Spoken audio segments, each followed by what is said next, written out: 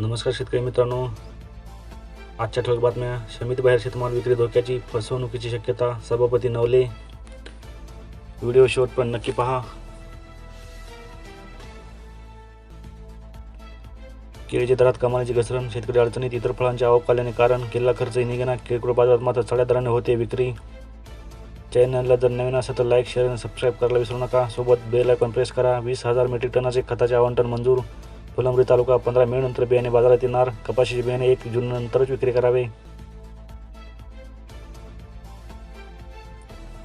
कापसाला 65,000 तर सोयाबीनला 55,000 रुपये मिळणार. पीक कर्ज स्केल ऑफ फायनान्स गतवर्षीच्या तुलनेत यंदा 1 ते 5,000 रुपयापर्यंत वाढ. उन्हाळ्यात मागणी वाढल्याने फळांची शेती ठरते फायद्याची. बाजारात फळांना 150 ते 180 रुपये प्रति किलोचा भाव.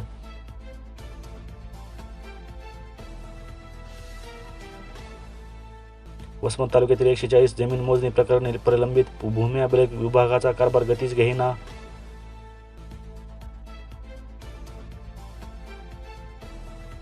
दुष्काळात 13वा महिना. खरीपाच्या तोंडावर रासायनिक खते महागली.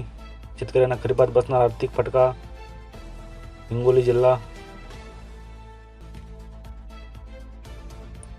हळदीची 10,000 कट्ट्यांची आवक. पाचशे दर घसरले. भाव घसरणे शेतकऱ्यात नाराजी. हिंगोली येथील मार्केट समितीच्या बाजारात घसरले दर. हवामान विभागाचा इशारा. शेतकऱ्यांमध्ये वाढली चिंता.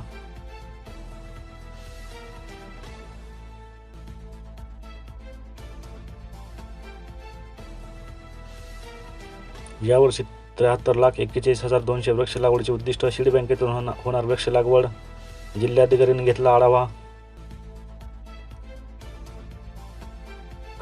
खरीप हंगाम लक्षात घेऊन शेती मशागतीला आला वेग. पेट्रोलचे दर वाढल्याने ट्रॅक्टरची नांगरणीही परवडेना. शेतकऱ्यांना उच्च प्रतीचे बियाणे मिळण्यासाठी विशेष प्रयत्न करा. रासायनिक खतांचा पुरेसा साठा ठेवा.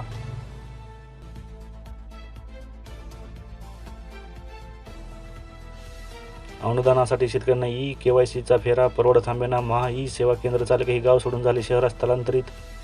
ई सेवा केंद्राचे दुकान थटले शहरात. अंत्योदय लाभार्थ्यांची 6 महिन्यापासून साखर बंद.